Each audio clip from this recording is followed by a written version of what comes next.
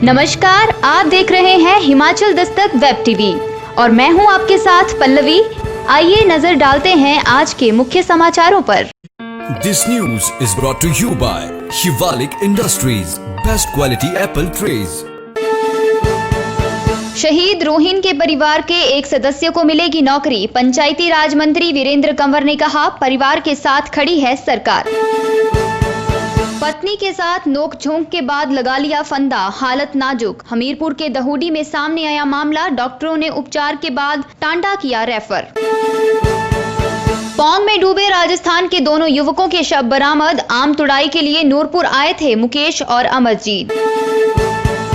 सुरेश कश्यप बोले, कांग्रेस के हर नेता की मुख्यमंत्री बनने की चाहत। मुकेश अग्निहोत्री के बयान पर प्रदेश भाजपा अध्यक्ष ने किया पलटवार।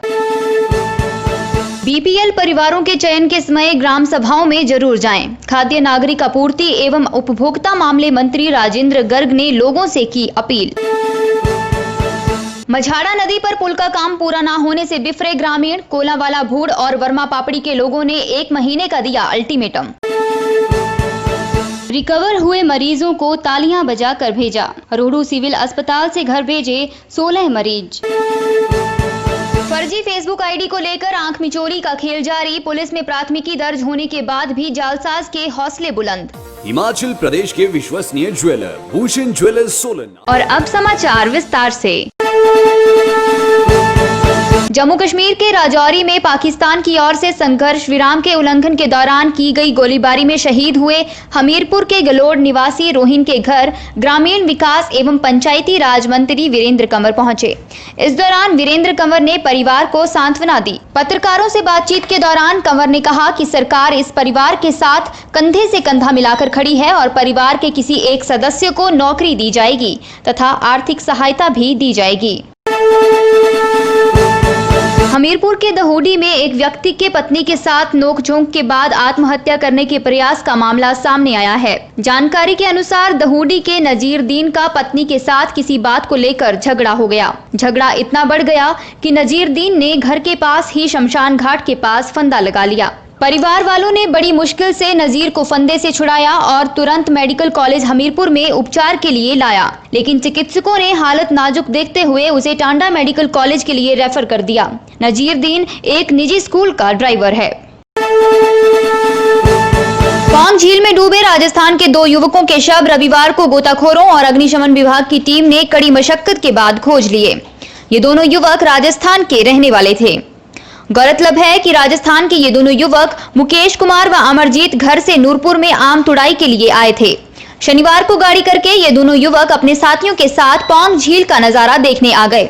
अमरजीत पानी में सेल्फी लेने उतर गया। उसे जरा भी आभास नहीं हुआ कि वह गहरे पानी में जा चुका है। जब वह डूबने लगा तो मुकेश ने उसको बचाने के लिए पानी में छलांग लगा दी, लेकिन पानी गहरा होने की वजह से दोनों ही पानी में समा गए। एसडीएम जवाली सलीम आजम ने बताया कि अमरजीत और मुकेश के परिजन राजस्थान से यहां शव लेने के लिए पहुंच गए हैं तथा दोनों के परिवारों को 10-10 हजार की फौरी राहत दे दी गई है। डीएसपी जवाली ओंकार चंद ने बताया, दोनों युवकों के शवों को पोस्टमार्टम के लिए नूरपुर भेज दिया गया है। पुलिस ने केस दर्ज कर कार्रवाई शुरू कर दी है। हिमाचल प्रदेश में कांग्रेस पार्टी ताश के पत्तों की तरह बिखरी पड़ी है। कांग्रेस का हर नेता सीएम बनने की चाह रखता है। यह बात प्रदेश भाजपा अध्यक्ष सुरेश कश्यप ने रविवार को नाहन में आयोजित प्रेस वार्ता में कही। नेता प्रतिपक्ष मुकेश अग्निहोत्री के बयान पर पलटवार करते हुए उन्होंने कहा कि कांग्रेस पार्टी में हर नेता मुख्यमंत्री बनने की चाहत रखता है।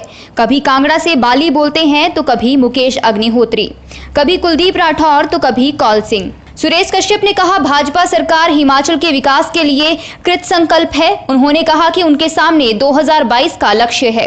2022 में भाजपा प्रदेश में फिर परचम लहराएगी।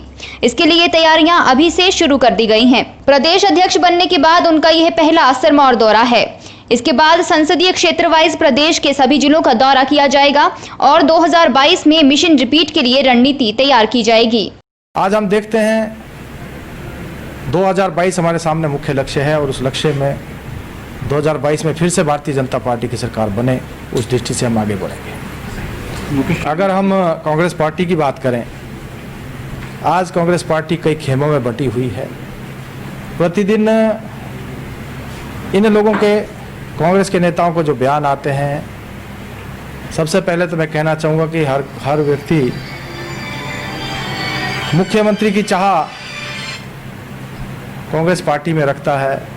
कभी बाली जी कांगड़ा से बोलते हैं, कभी मुकेश अग्निहोत्री जी, कभी सुखविंदर सुक्खू जी, कभी कुलदीप राठौर जी, कभी कौल सिंह जी।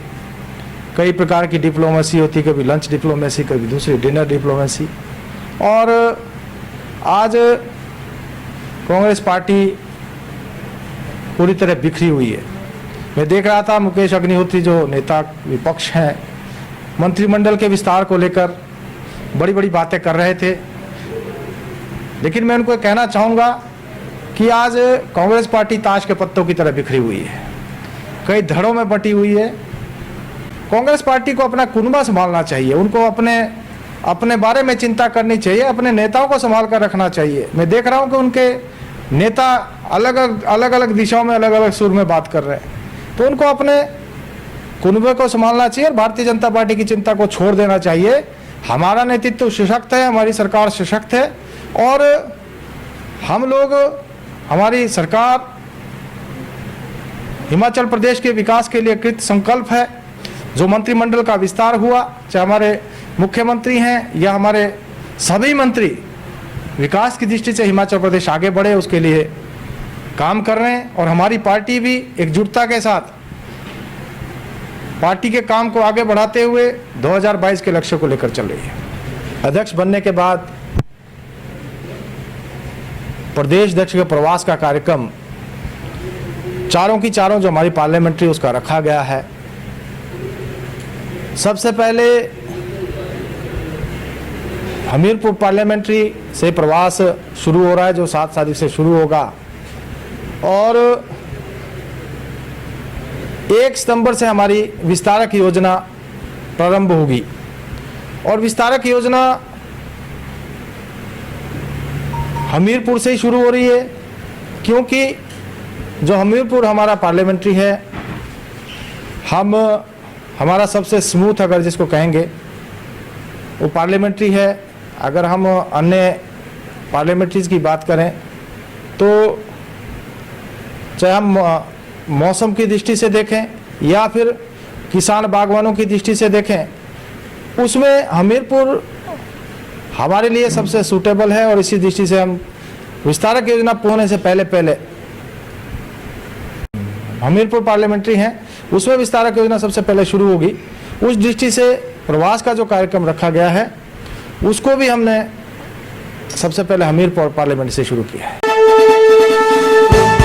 खाद्य नागरिक आपूर्ति एवं उपभोक्ता मामले मंत्री राजेंद्र गर्ग ने कहा, उनकी मंत्री के रूप में पहली प्राथमिकता आम व्यक्ति को सरल तरीके से सरकार द्वारा चलाई जा रही योजनाओं का लाभ पहुंचाना है। उन्होंने इस महत्वपूर्ण पद को बिलासपुर जिले को सौंपने पर प्रधानमंत्री नरेंद्र मोदी, भाजपा के राष्ट्रीय अध्यक्ष जेपी नड्डा, केंद्रीय मंत्री अनुराग ठाकुर व मुख्यमंत्री जयराम ठाकुर के प्रति आभार जताया है। उन्होंने कहा कि यह विभाग आम लोगों से जुड़ा हुआ है, इसलिए उनका प्रयास रहेगा कि लोगों को सस्ता एवं अच्छा राशन प्राप्त हो। प्रदेश सरकार में खाद्य नागरिक आपूर्ति एवं उपभोक्ता मामले मंत्री का पदभार संभालने के बाद रविवार को घुमारवीं चुनाव क्षेत्र के विधायक राजेंद्र गर्ग पहली बार दौरे पर पहुंचे। राजेंद्र गर्ग ने लोगों से आग्रह किया कि वे बीपीएल परिवारों के चयन के समय होने वाली ग्राम सभाओं में अवश्य जाएं, ताकि गलत को गलत व सही को सही ठहराया जा सके।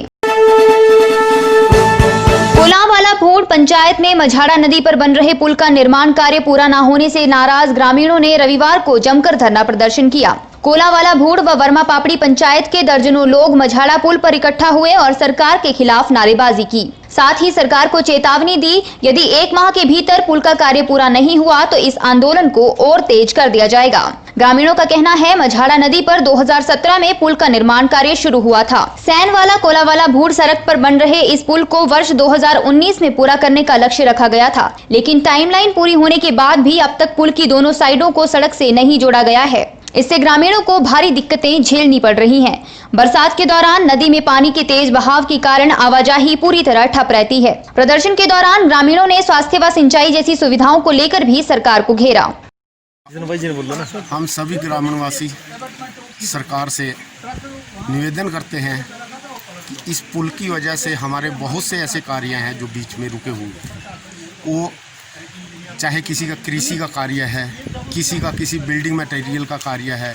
बरसात में कम से कम यहाँ से 4 से 5 हज़ार आदमी अपने काम के लिए कालाम औद्योगिक क्षेत्र में जाता है, और किसी कारणवश बारिश ज़्यादा होने के कारण से या किसी भी कारण से नाले में पानी आने से कोई भी अपनी जो है डेली की जो अपनी उनकी न्यूनतम दिहाड़ी है वो भी उनको नहीं मिल पाती, और बड़े उससे उसको अपना दिल मार के जो है घर में बैठना पड़ता है। 2-2 दिन बारिश रहती है, 2-2 दिन घर पे ही सभी लोगों को बैठना पड़ता है। अगर इस पुल का निर्माण जल्दी से जल्दी हो जाए तो सभी लोगों को इसका बहुत फ़ायदा मिलेगा, और उसके लिए हम प्रशासन से, अपने सीएम जयराम ठाकुर जी से हम हाथ जोड़ के विनम्र निवेदन करते हैं कि जितना भी जल्दी हो सके इस पुल का निर्माण करवाएं। इसका बहुत ज़रूरी है। और अभी तो इससे पहले हम कुछ समय से चल भी रहे थे, क्योंकि अब दोनों साइड पे पुल बनने से दोनों साइड पे इसके कहीं भी नदी में खड़ा होने की जगह नहीं बनती है। दोनों साइड पे जहाँ पे खड़ा होने के लिए थोड़ा वेट भी कर लेते थे, वो जगह पुल ने कवर कर लिया है। उसकी वजह से हमको ज़्यादा दिक्कत पड़ रही है। तो यही हमारा तो विनम्र निवेदन है आज, इसीलिए हम सभी ग्रामीणवासी इकट्ठे हुए, और यही हमारा निवेदन है कि जल्दी से जल्दी इसका काम लगाया जाए और पब्लिक को जो है इसका फ़ायदा मिले। धन्यवाद। कि एक बहुत बड़ी प्रॉब्लम इस क्षेत्र की पुल के रूप में है कि किस तरह से नदी से पार बरसात के अंदर जाना है। मैं यहाँ पहुँचा और वास्तव में मित्रों कि यहाँ बहुत बड़ी दिक्कत आम जनता को जो है इस पुल के ना चलने की वजह से है, और आज लोगों ने इस संदर्भ में अपना रोष प्रकट किया, और मैंने आज अपने लोगों को आश्वस्त किया कि हम इस मुद्दे को जो है जहां आने वाले सप्ताह में स्थानीय प्रशासन से जोर शोर से उठाएंगे, और उसके बाद भी अगर कार्य शुरू नहीं हुआ तो हम माननीय मुख्यमंत्री हिमाचल प्रदेश श्री जयराम जी से इस मुद्दे को बहुत जल्दी उठाएंगे, और हमें पूरा विश्वास है कि हम इस कार्य को जल्दी से जल्दी जो है यहाँ शुरू करने में आप सबके सहयोग से जो है वो सफल होंगे। मैं इस बात के लिए सभी जनता को भी आश्वस्त किया है, और मेरा प्रशासन और सरकार से निवेदन है कि बहुत बड़ी तादाद में इस क्षेत्र के आसपास जो है जनता रहती है, तो जल्दी से जल्दी जो है इस दिक्कत से जो है वो जनता को निजात दिलाई जाए। धन्यवाद। मैं अपना परिचय देना चाहूँगा। मैं सोमनाथ ठाकुर, करनी सेना युवा शक्ति जिला सिरमौर अध्यक्ष होने के नाते यहाँ का स्थायी निवासी हूँ, और यहाँ के लोगों को जो मझाड़ा नदी में पुल लगा है ये अधूरा काम पड़ा है, और इसके लिए हम सब ग्रामीण वासी यहाँ पे इकट्ठे हुए हैं। अगर प्रशासन जल्दी से जल्दी इस कार्य को पूर्ण नहीं कराता तो हम, अभी तो ये छोटे स्तर पर आंदोलन है, अगर ये काम जल्द से जल्द पूरा नहीं होता तो हम प्रशासन को चेतावनी देना चाहते हैं। अगर ये काम विदिन 1 मंथ के अंदर नहीं हुआ तो इसको हम बड़े स्तर पर इसका आंदोलन करेंगे। मेरी जयराम सरकार से भी यही मांग है कि इस कार्य को जल्दी से जल्दी पूरा कराया जाए, क्योंकि ये कार्य 2019 में पूरा होना था, पर लेकिन यहाँ पे जो भेदभाव की राजनीति चल रही है उस राजनीति से दूर हटकर इस कार्य को जल्द से जल्द पूरा कराया जाए, नहीं तो ये बड़े स्तर पे आंदोलन होने वाला है। मैं चेतावनी देना चाहता हूँ सरकार को अपने माध्यम से। शिमला जिला के सिविल अस्पताल रोहड़ू में उपचाराधीन 25 कोरोना पॉजिटिव मरीजों में से 16 की रिपोर्ट नेगेटिव आई है। इन 16 मरीजों को रविवार को अस्पताल से छुट्टी दे दी गई है। अस्पताल में मौजूद स्वास्थ्य कर्मियों ने तालियां बजाकर पॉजिटिव से नेगेटिव हुए मरीजों की हौसला अफजाई की है। उल्लेखनीय है कि वीरवार को 2 कोरोना पॉजिटिव मरीज पहले से ही नेगेटिव होकर होम क्वारंटाइन में रह रहे हैं। सिविल अस्पताल रोहड़ू के नोडल अधिकारी डॉक्टर दिलीप शर्मा ने कहा, नेगेटिव हुए सभी मरीज 7 दिन के लिए होम क्वारंटाइन में रहेंगे।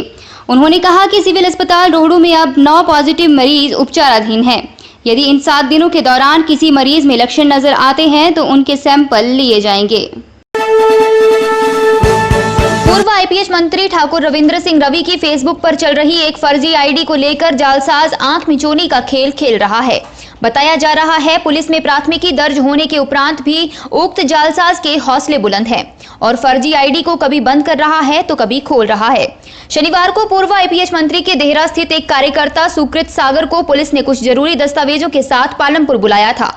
लेकिन उस समय जालसाज द्वारा रविंद्र सिंह रवि की फर्जी फेसबुक आईडी को बंद किया गया था, जिसकी वजह से पुलिस को जांच करने में मुश्किल हुई थी। शिकायतकर्ता सुकृत सागर ने इस संबंध में स्क्रीनशॉट प्रस्तुत करके फर्जी आईडी का पक्ष पुलिस के समक्ष रखा था। शाम करीब 6 बजे इस आईडी को पुनः चालू किया गया था। शिकायतकर्ता सुकृत सागर ने बताया, रविवार सुबह तक भी करीब 10 पोस्ट इस आईडी के जरिए डाली गई हैं।